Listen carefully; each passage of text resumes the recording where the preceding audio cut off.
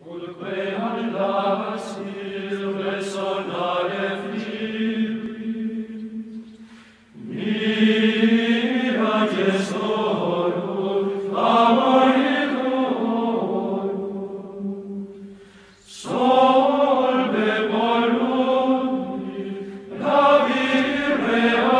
ever there were a time to act in a spirit of renewed multilateralism, a moment to create a United Nations of genuine collective action, it is now. Now is our time, a time to put the United back into the United Nations. United in purpose, united in action. The time has come for the world to move in a new direction. We must embrace a new era of engagement based on mutual interest and mutual respect, and our work must begin now.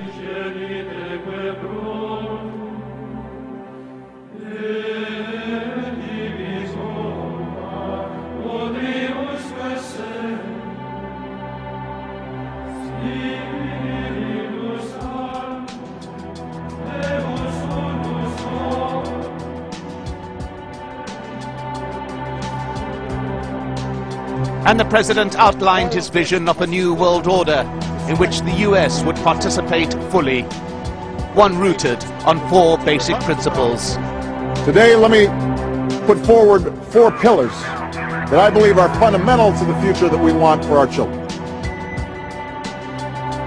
Non-proliferation and disarmament, the promotion of peace and security. The promotion of peace and security. The preservation of our planet, and a global economy that advances opportunity for all people.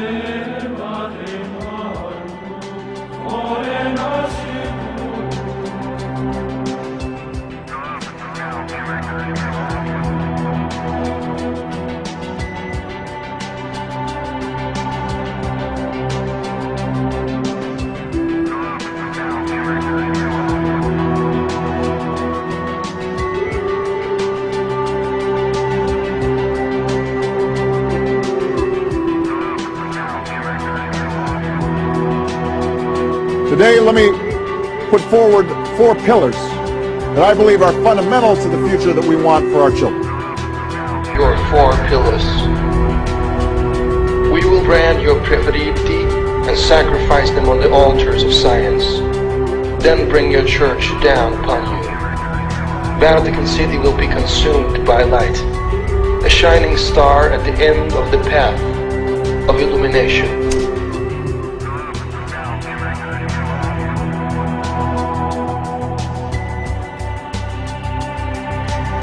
It's the ancient Illuminati thread, destruction of Vatican City through light. 4 pillars. There's your kidnapped cardinals. You didn't tell me they were the preferiti, the favorites to be named the next pope.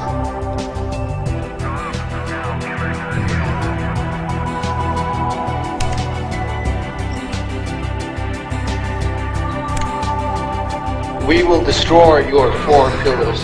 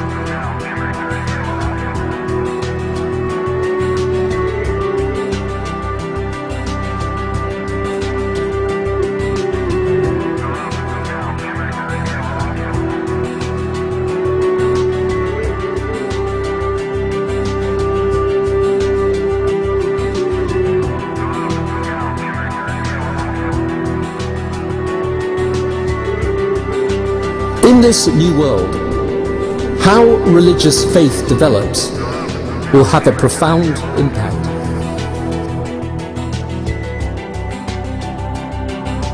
make no mistake, this cannot solely be America's endeavor. Those who used to chastise America for acting alone in the world cannot now stand by and wait for America to solve the world's problems alone. It's better not being socialist. We have sought, in word and deed, a new era of engagement with the world. Now is the time for all of us to take our share of responsibility for a global response to global challenge.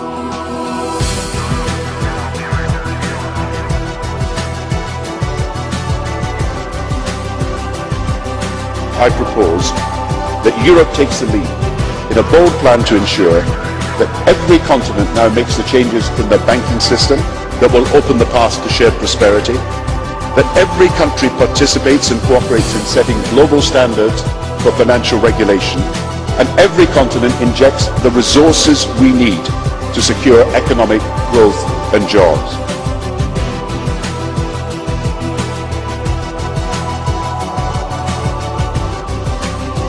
I propose that Europe takes the lead.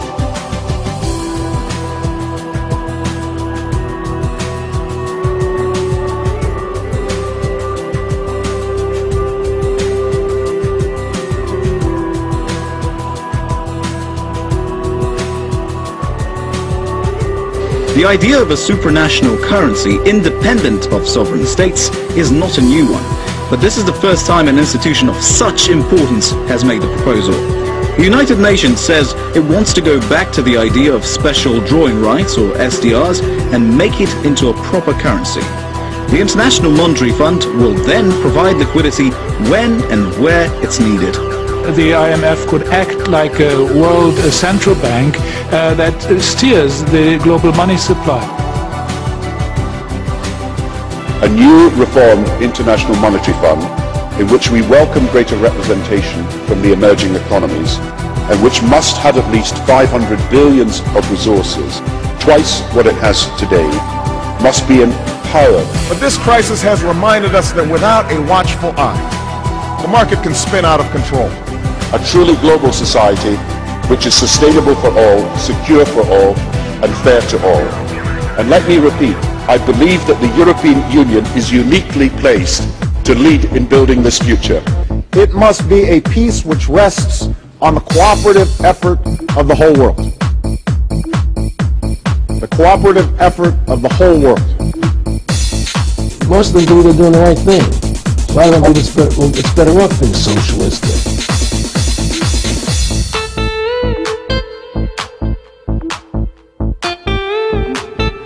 The world must stand together to demonstrate that international law is not an empty promise, and that treaties will be enforced. Now, never in recent years have we had an American leadership so keen to cooperate at all levels with Europe. America has no better partner than Europe. So starting with the EU-US summit a few days from now, when President Obama comes to Prague, we can transform that summit from just an annual meeting into an unstoppable progressive partnership to secure the global change that the world now needs. Now is the time to join together through constant cooperation and strong institutions and shared sacrifice and a global commitment to progress to meet the challenges of the 21st century. And this is why countries like Russia and China and Brazil are trying to divorce themselves away from the U.S. because it's a completely toxic currency that's just ripe for accounting fraud. Some of you will know that for many years I've advanced the case for a global Europe and for the economic reforms to make it happen. This is the moment when our nations and all nations must summon that spirit anew.